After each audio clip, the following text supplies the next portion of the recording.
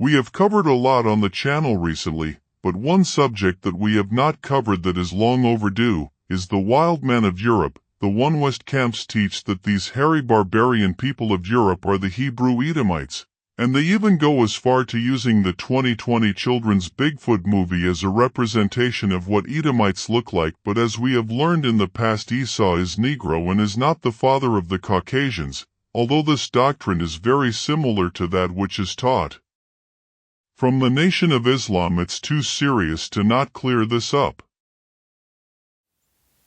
Hello everyone, Bible believers around the world, and we're finally going to be covering a subject that is well overdue, and that is the wild men of Europe, aka the barbarians. So I've been seeing a lot from the One West camps, or people affiliated with One West camp doctrine in one shape, fashion, or form, that the barbarians, specifically the wild man, are the Hebrew Edomites. I've seen this many times before. Now, I'm not going to be doing a lot of talking in this lesson because I have well over 3 hours worth of footage of different lessons on the Hebrew Edomites. I literally just finished making, I think it was 1 hour and 19 minutes of debunking the Esau is the white man doctrine from the One West camps. And before I did that, I had Unmasking the Edomite series. So there's at least 3 hours worth of Edomite content on the channel, if not more. But basically, we're going to be taking a look at the wild man. What they do is they link the hairiness of Esau to the so-called white man, as if being hairy means that you're Caucasian. Once again, we're not going to get into that because you already covered that in the big Unmasking the Edomites lesson, so go check that out. But we're going to be checking out the wild man. We're going to be reading some sources where we're going to learn that the barbarians of Europe were actually Japhites, descendants of Japheth, and they were not Esau. And we're also going to be taking a look at some of the features of the wild man, on how a lot of them were not even the Japhetic barbarians, but they were just straight up Nephilim. That's something that I was going to be covering. One of the things that I had planned when I was going to be doing a lesson on the Nephilim, on how the Nephilim are actually so-called racially diverse. And I was going to be talking about that there's swarthy, Negroid-looking Nephilim in parts of the world where there's a lot of black people. I was even going to cover that in, Asia, there's Japanese-looking Nephilim, and how based on where you are, there's actually Nephilim with different so-called racial features. But this doctrine has been gaining steam. And I felt like this thing of, the wild men of Europe being Esau was something, being the descendants of Esau was something that I had to cover, and I couldn't just let it sit around. So here we are. Okay, we're first going to be starting off with some sources linking the barbarians to being descendants of Japheth. Now, this first source is from the year 1850. But before we get started, there's something I'd like to elaborate on. And that is the fact that in Scripture, there is no sign or indication ever given that the Hebrew Edomites were uncivilized, barbarian-type people. As a matter of fact, it shows us the opposite, because the Edomites had their own kingdom, riches, and they even had support from Pharaoh. It's never indicated in the Scriptures that the Edomites were a savage, uncivilized group of people. They had allies, they had their own kingdom, and they had riches. However, one thing that we do know is that in the book of Jubilees, the descendants of Japheth received the Caucasus Mountains as an inheritance. And when we talk about some of the descendants of Japheth, like Gomer and Magog, they literally are unseen for thousands of years until they show up in future prophecy in Gog and Magog in Ezekiel 38. So these descendants of Japheth literally isolated themselves after the Tower of Babel from the rest of humanity. Because when you read the entire scriptures, you realize how few of the descendants of Japheth have a role in it. Everything is about Shem and Ham. So if anybody would be a barbarian or a savage, it makes sense, according to the scriptures, for them to be Japheth, because Japheth was the one who isolated himself in the Caucasus Mountains and did not experience any other humanity for hundreds upon hundreds of years. Esau had support from Pharaoh, had riches, had his own kingdom, had support from Moab, Ammon, Ishmael, the Canaanite nations, among many others. So the person who was really isolated in the wilderness was Japheth, not Esau. Now let's read this source right here. Japheth descended to ignorance and perversion of intellectual strength. The tribes of the north were barbarous hordes of Vandals. Rome was a robber empire. Greece was corrupt in the splendor of high civilization. See? Japheth. It sees Japheth descended into ignorance, into perversion, and into intellectual strength. The tribes of the north were barbarous, the Vandals. You see, so Japheth has always been the barbarian. Esau is not the barbarian of Europe. As a matter of fact, we've already covered the whole Zepho thing in the Unmasking the Edomites mega documentary, that Zepho, that's not proving an Edomite invasion of Europe. All right? The Edomites are not white people. Let's keep going. Okay, we're now at another source. This source is from the year 1850. I made a date mistake on the last source. That one's from 1887. This one's from 1850. Now, this one is going to tell a very big story. So let's get reading. The once barbarous descendants of Japheth receiving from the east the gospel and the civilization. Okay, let's pause right here. So we're all aware about the scattered Israelites going into Europe. Okay, and there's been a lot of talk of black people actually teaching Caucasians how to bathe and how to take care of themselves. And we also are very aware from the New Testament that it was the Israelites who brought the gospel into Europe in the first place. It didn't originate in Europe, contrary to what Christians may want to tell you. So right off the bat, we see that the barbarous descendants of Japheth received from the east. Who comes from the east? Us, the Middle East, the so-called African American. They received from the east the gospel and the civilization. So we brought civilization into Europe and we brought the gospel. So we always talk about the Moors and the scattered Israelites, but who came from the east? The Moors, Morocco. Who also came from the east? The Israelites. You see, so it was the barbarous descendants of Japheth who were there. And that's who got civilized. You see, the barbarians are not Edomites. Esau is Negro, as we've seen time and time again on this channel. We are now going to be looking at some maps because there's a huge misconception that the One West camps have put out there, because when they do their teachings, they link the Caucasus Mountains to being Mount Seir. But Mount Seir, as we've covered in past lessons, is on the Red Sea, on the Arabia side, right across from Africa. This red dot down here is the homeland of the Shemitic Hebraic Hebrew Edomites. That blue dot up there is where the descendants of Japheth isolated themselves for hundreds upon hundreds of years, and the reports of the wild man were even farther north than the Caucasus Mountains. So Esau down here has nothing to do with these Caucasoid types up here. Let's go to another map. Right here, we have an old map of Arabia, and look right here, Edom, straight in the middle of Arabia. Seir, you see, Arabia, not Europe, not the Caucasus Mountains. Okay, we are now going to be breaking down some of these ancient depictions of the wild men. Now, I have come to the conclusion that there's two different types of wild man. There is simple Japhetic barbarian wild man, and then there's Nephilim offspring wild man. Because as we've learned in the past, the book of Enoch talks about that the fallen angels polluted the animals and mixed with all these different animals and made all these different hybrids. That's how we got the sirens, and other animals were included in this. So looking at the first depiction of the wild man, we can automatically see this is not a white man. Look, he has cow ears. And you see his hands, they look like claws. So he has these bird claw-like hands. And he has the same type of ears that a cow or a goat would have. So right off the bat, we're seeing that this thing right here is clearly not a human. This is not your so-called white man.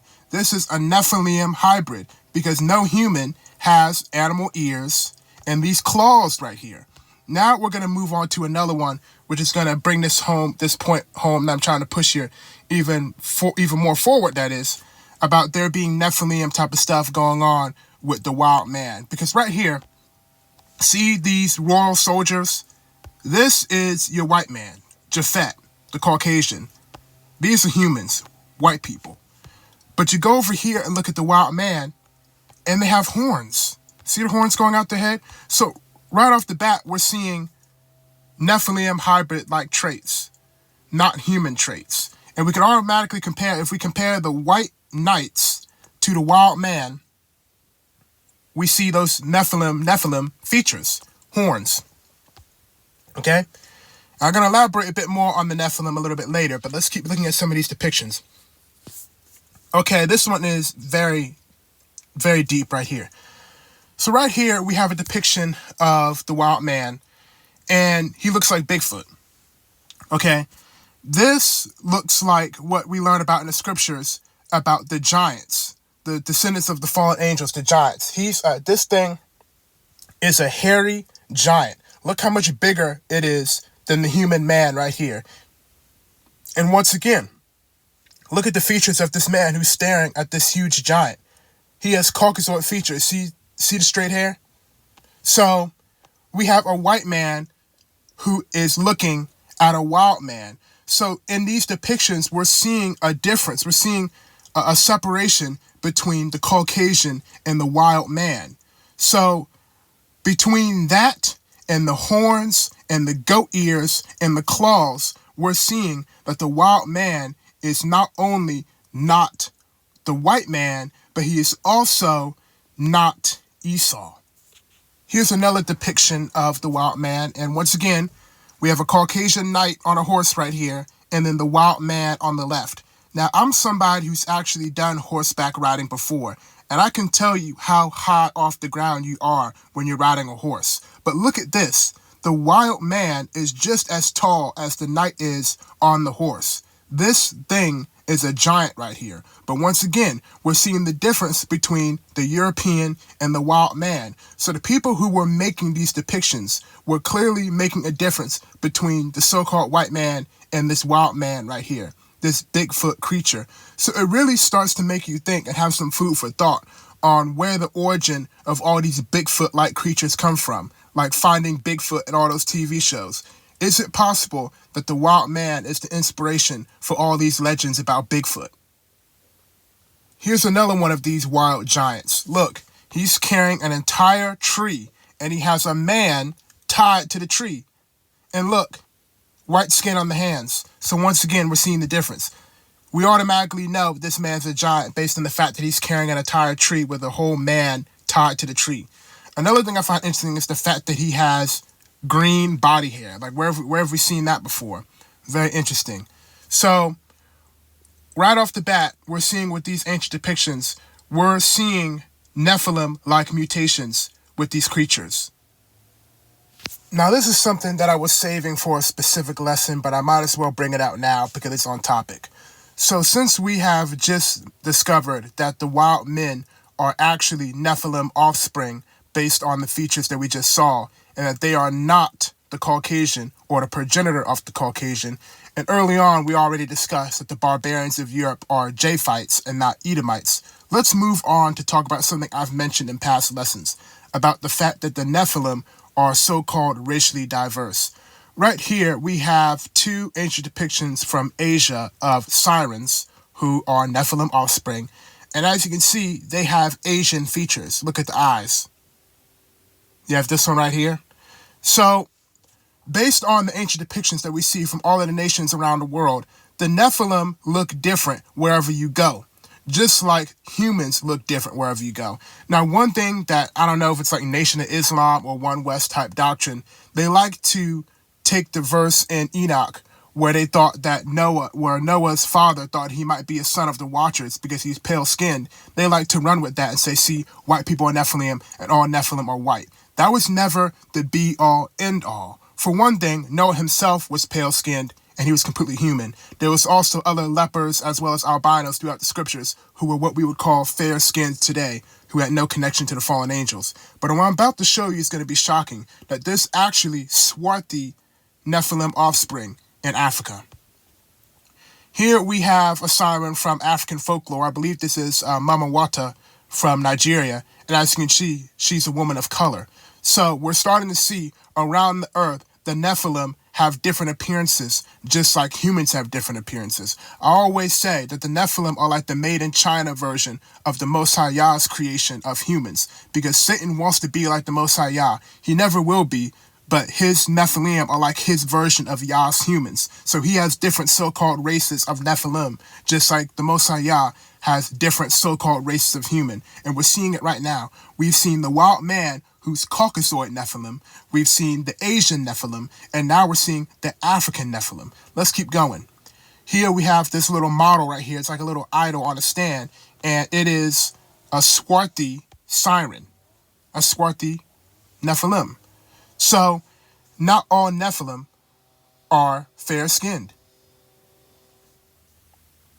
Okay, I'm going to make this quick because as I said earlier on in the lesson, I recently posted a lesson on the Hebrew Edomites that's well over an hour long. But we're just going to be looking at this real quick. We're going to be taking a look at the ancient depictions of the Hebrew Edomites and then taking a look at the depictions of the wild man and seeing that they look nothing alike. Now, we're going to start off reading this old source right here, where it talks about Hebrew Antipas, who is an Edomite, and this is what it has to say about him. Hebrew Antipas, a gross and swarthy creature, with flat nostrils and with coarse black Edomite hair, and a heavily oiled beard. And then in the middle, we have the coin made by the Romans depicting Archaeopoulos, the Edomite. Archaeopoulos, the black Edomite. As you can see, he has a Negro nose and a big afro. And then we have the lost painting from the Catholic Church depicting Edomite men going hunting. And as you can see, they have that ruddy, reddish-brown complexion. Now, one thing that people might say is, brother, you're trusting the Romans? You're trusting a coin made by the Romans? They're our oppressor. You're trusting sources made by them? Yes. And the reason why is because not only did the Romans make ancient depictions of the Edomites depicting them as Negro, but the Romans also made depictions of the Hebrew Israelites also depicting them as Negro. So the two twin brothers of Jacob and Esau are the same so-called race. Now looking at the depictions of the wild man, we see that they look nothing like the Hebrew Edomites.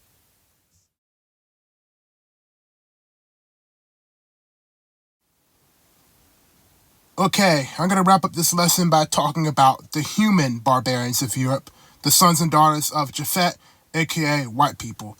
Because this entire lesson we've talked about the wild man and how they possess Nephilim offspring type features. Now, the truth is, the sons and daughters of Japheth actually were really barbarian in a certain point in history, in times in history. Now, that is something that is shocking to a lot of so-called white people, sons and daughters of Japheth, because when you go to school and learn about history, you learn about the dark ages of the Israelites and how we struggled and how we were in the ghetto and we were eating cow liver and wearing clothes that haven't been washed in 6 weeks. You know about our barbarian, so-called barbarian downtime. You know about, the Hamitic peoples and what they've gone through and living in huts made of mud and all that other type of stuff. All that is taught. But the Japhetic supremacists, the white supremacists, which we learned in the Dead Sea Scrolls, remember it talked about that the Kittim, the supremacy of Kittim, remember that? Kittim, a son of Japheth? Because of that white supremacy, it's never taught that white people were once barbarian or that they once had a bad time. Because when you look throughout what's taught in history, you would think white people always were squared away. They skip straight from Noah's Ark all the way to like the Greeks, Alexander the Greek. They don't talk about, the barbarians who are living in the woods and, wearing wolf skins or sometimes not wearing anything at all. And, the Moors came in and civilized them and helped them out and all this type of stuff. That period is never spoken of. The barbarian period of Europe is barely ever spoken of. And it's that Japhethite supremacy that the Dead Sea Scrolls talks about, the reason why it's never spoken of. So this lesson is not to support the white supremacy narrative that white people have always been perfect and that the barbarian period is a lie. The barbarian period of white people is far from a lie. Now, I'm not saying that every single Japhethite was running through the woods with no clothes on 400 years ago. I'm not saying that. You could have been, the descendant of a Greek prince, for all I know. But what I'm telling you is that history is real. But what we learned in today's lesson is that the wild men are not Esau. They're not the Hebrew Edomites. and that those white barbarians who were human are not Esau neither. They are the sons and daughters of Japheth. So don't get it twisted. I'm not saying that this barbarian history never happened, because like I said, watching history documentaries, they are, these people, they always cover, and the black people living in the ghetto, and, they're eating, cow liver, and, they're living in the woods and in trees and all that type of stuff. Covered our bad history. All these captivities we've been through, covered all that. What Ham has dealt with, covered all that. But what the white people, Japheth, has gone through and their embarrassing history never gets covered. Not here to say that didn't happen, because it did. We've talked plenty about the different Germanic and barbarian tribes here on the channel, and they really were barbarian. There's this new thing now saying, oh, they were called barbarian because anybody who didn't speak Latin or Greek was considered a barbarian. They weren't considered a barbarian just because of their language. There was a lot more to it than that. They literally were barbarian. All right. So that's what we were here to clear up. I needed to clear that up. All right. So the conclusion of today's lesson is that the wild men were Nephilim offspring. They were not just the standard so-called white man. And these wild men were not the descendants of the Hebrew Edomites. And the white human barbarians are not the descendants of the Hebrew Edomites. Now, I'm going to put the links down below for my Japheth, the True Fall of the Caucasoid Peoples documentary, as well as the Hebrew Edomites documentary, because there's a lot of stuff I avoided talking about in this lesson just because I've mentioned it 1,000 times already. Anyways, hope this lesson helped, and bye for now.